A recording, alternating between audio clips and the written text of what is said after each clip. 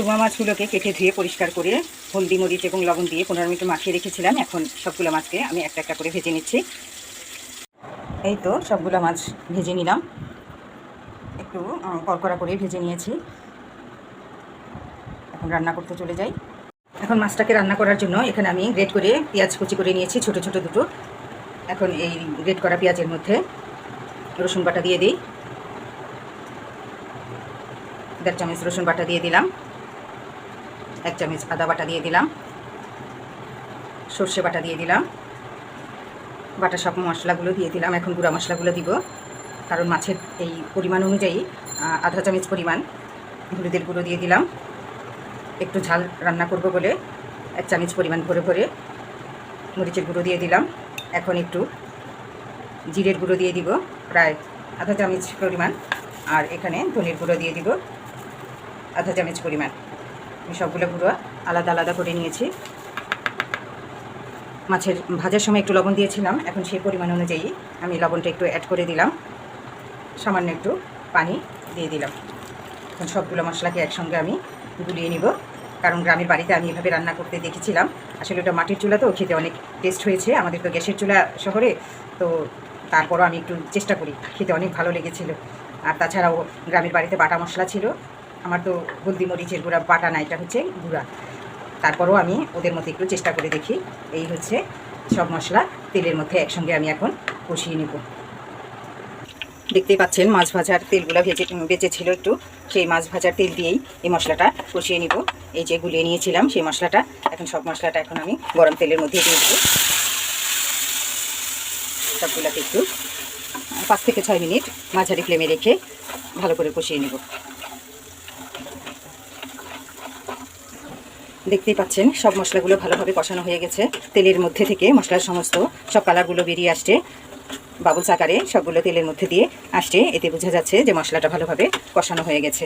এখন এই পর্যায়ে এখানে আমি কয়েকটা কাঁচামরিচ দিয়ে দিচ্ছি, কয়েকটা কাঁচামরিচ দিয়ে দিলাম। এখন এর মধ্যে আবার মাছগুলো, সবগুলো মাছ, ভাজা মাছগুলো আমি ঢেলে দেব।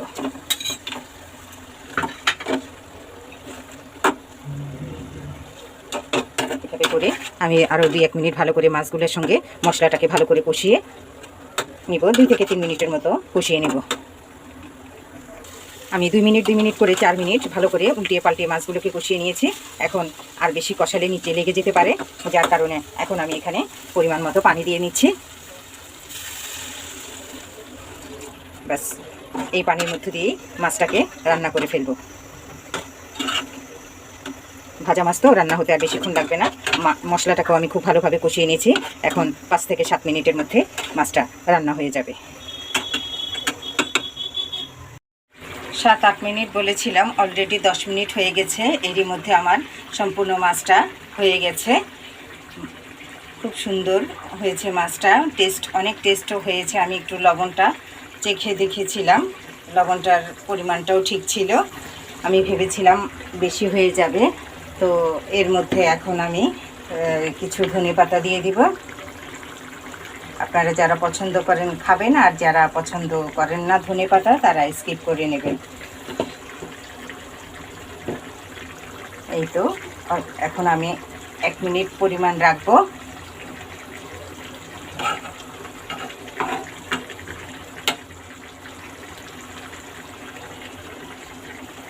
হয়ে গেল আজকের সুরমা মাছ রান্না।